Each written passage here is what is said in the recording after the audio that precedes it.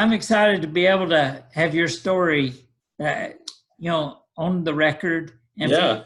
to follow your lead, Caleb. I'm just, you know, were you concerned any that if I do this, this is going to mess up my plans to be a chemical engineer? Sure. Yeah. I think even I almost didn't become a CMI kind of for that reason. So um, I guess my senior year of college, I was in leadership at the BSM, and Joel approached me and he said, hey, would you consider being a CMI for us? And so I took a couple weeks and thought about it and prayed about it and just really didn't feel like that's what I needed to do at that point.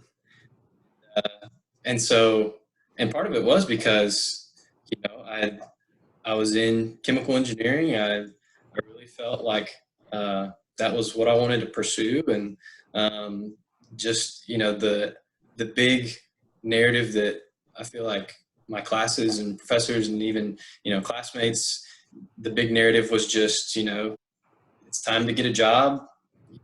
Even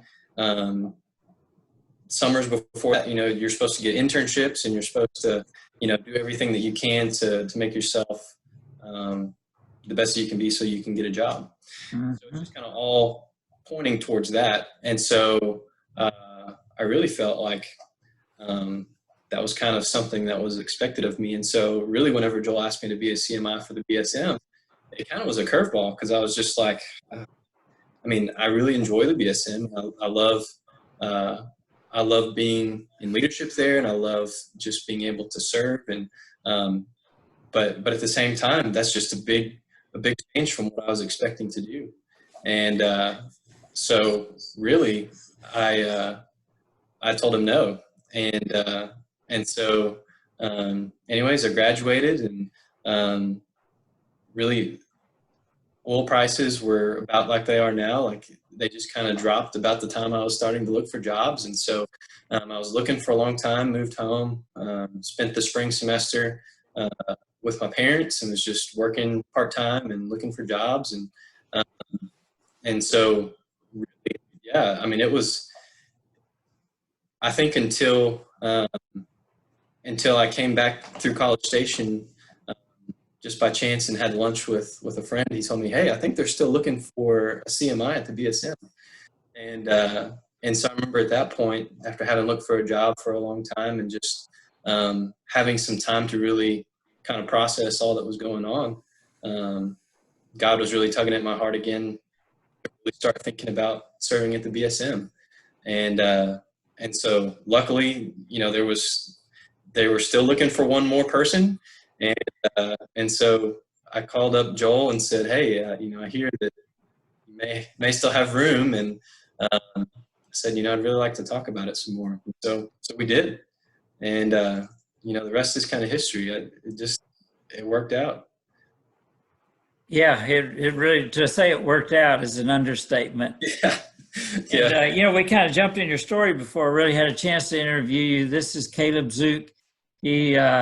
He's from South Texas, but went to Texas A&M and studied real hard and got a degree in chemical engineering. Yep. And then when it came time to get a job, the oil market's all dropped and you didn't have it. But hopefully there was, since I can't get that job, maybe I should try to find something else. Joel looks desperate. There's a sense of call there, was there not, Caleb? Oh, absolutely. Yeah, I definitely, I guess it can kind of seem like it was my plan B. But man, like just looking back on it, I can see God's hand in the middle of it all, just right there every step of the way.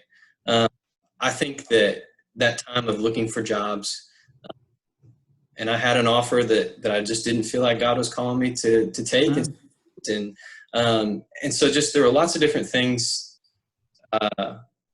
during that process that I really felt prepared me well to be a CMI.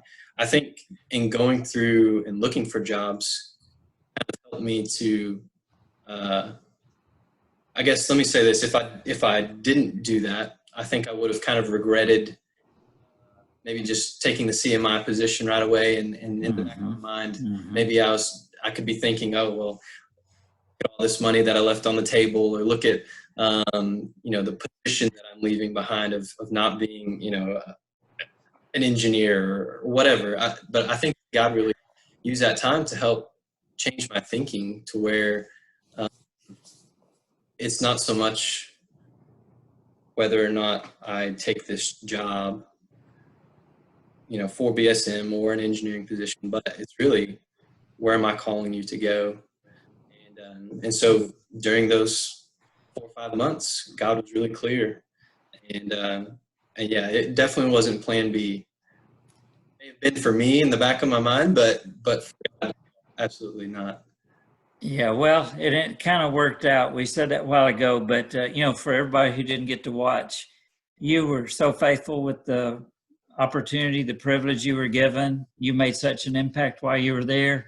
The end of the year came, and you signed up to go another go round. And yeah, so absolutely. 1 year, you said, "Wow, I'm kind of supposed to do this."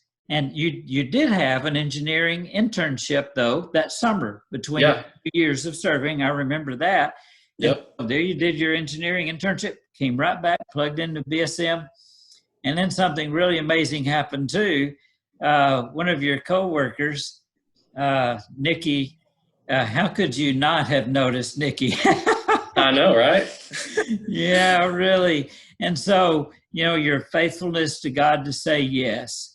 And the way that I've been able to see a whole lot more life than you have, Caleb, whatever we think we're giving up for God, he gives back more than we could have ever imagined.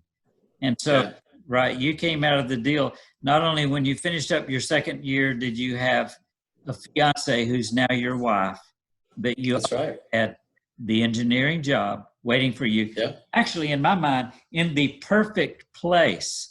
Because you and Nikki moved to Huntsville, and then the next year her sister moves to Huntsville to be a CMI, and you aren't roommates, but they really do like being in the same town together. Oh, yeah, absolutely. It's like, who could have made this up, I know. I've had that. And they even work together.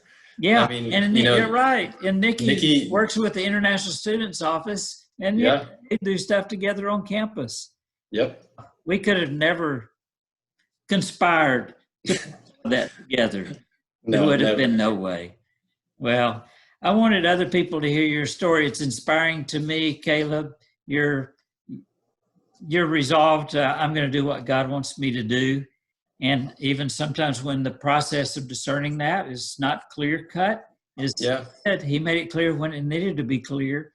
And you followed faithfully. You made a huge impact in students' lives, and you're still impacting lives. You guys are involved in your church, and Nikki's still involved in collegiate ministry, and absolutely, the rest of your lives. And great example for the rest of us to follow.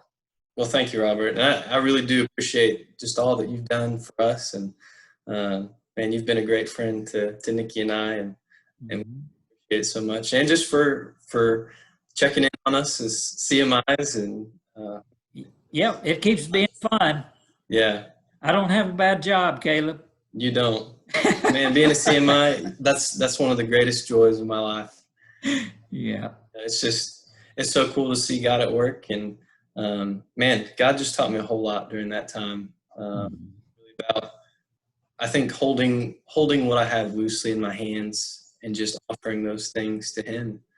And not just that, but just, he taught me so much in working there, and just opportunities that are there for growing leaders in the church, and growing believers, and working with international students, and a great mentor absolutely.